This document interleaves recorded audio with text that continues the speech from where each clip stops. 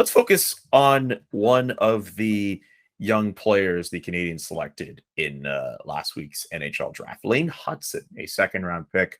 Seems like he has a lot of offensive potential as a young puck-moving defenseman, and a lot of growth potential too. Even though he's at 5'9", 148 pounds, he seems to still be a growing boy.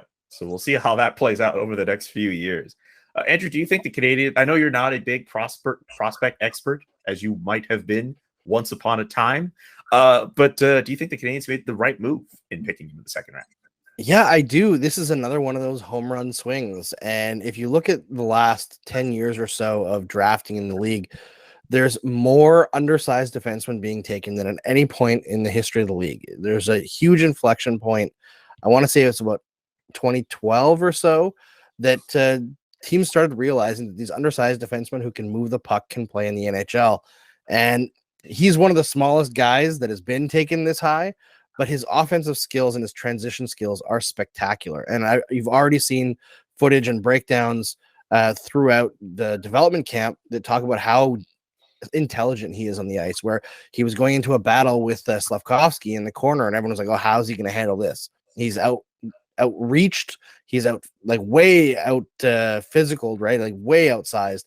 And he goes in, he reaches around, and he gets the puck.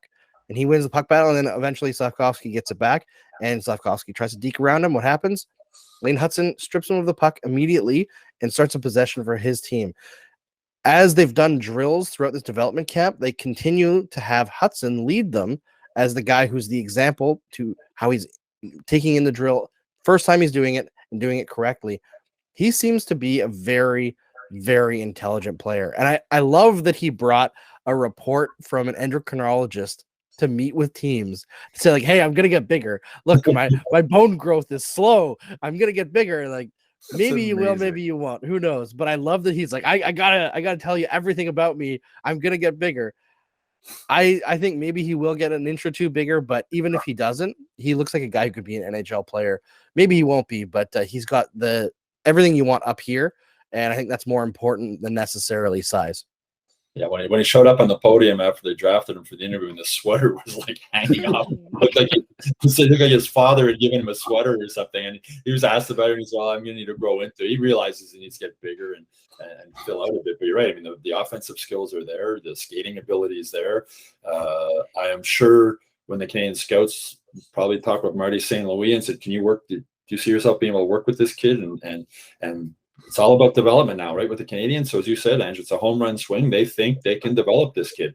5'9", 148 pounds. He said one of the players he likes to look at and sort of compare himself to is Torrey Krug, another 5'9" defenseman.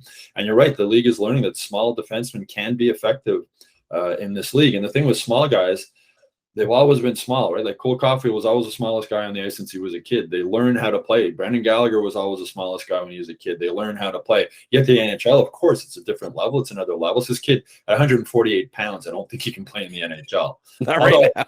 Rick, your defense partner, Peter Svoboda, might have been 148 pounds at 6 foot tall when he came into the NHL. Yeah, exactly.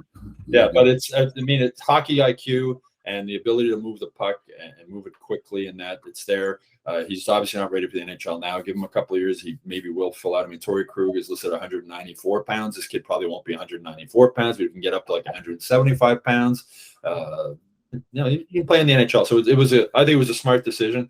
You're not always going to – the safe picks are easy, but taking a gamble on guys is a lot of can often pay off in the NHL draft. It's a second-round pick. If it works out, great. If it doesn't work out, well, they tried.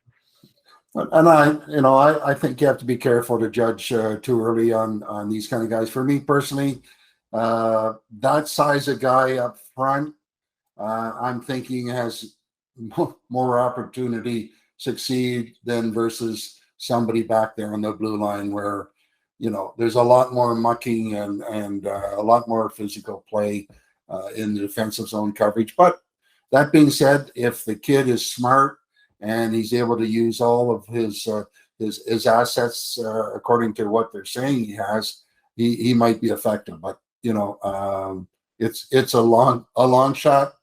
Time will tell whether or not he's going to progress in a good way and get an opportunity to play at the NHL level.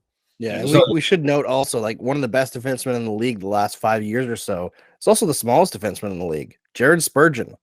He's the same height as Torrey Krug, but only 166 pounds.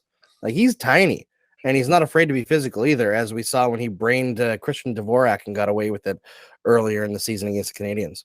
And with Weidman, we've spoken about Weidman before. He's not a big guy either. These small guys learn how to survive, right? They learn how to do things. But again, I mean, the odds are obviously against this kid at that size, but we'll see.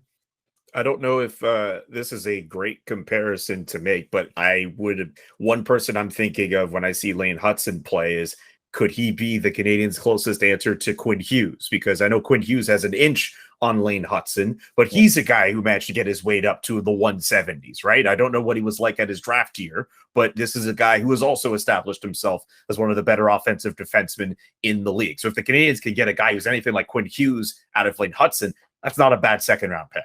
And part of development is also helping these kids off the ice, nutrition, working out, filling out, and the Canadiens, that's their, with Ken Hughes, their development is the development and analytics are the two departments they're really, really focusing on. And that's good. That's what they're going to have to use with this kid to get him ready to play in the NHL. Yeah, we'll just have to wait and see, as is the case with virtually every draft pick the Montreal Canadiens have made. The draft is a crapshoot. Stu, you say that all the time, and you are absolutely right on that. You would also absolutely be right, you watching at home, if you subscribe to the YouTube page. If you subscribe to the Hockey Inside Out newsletter, MontrealGazette.com/newsletter, newsletters, I should say. And if you visit hockeyinsideout.com, you're just 3 for 3 right there. Like, come on, full episodes, articles, other fun stuff. It's the place to be, people. So do all that and enjoy yourself. One last note, there was one little guy I remember who was never drafted at the NHL because he was too small, and I think his name was Marty St. Louis. Yeah, he mentioned that at the draft. How did that go for him? That's what he said. He said it took me 47 years to get to my first NHL draft. I wonder how he held that crowd. He held that crowd in the palm of his hand, eh?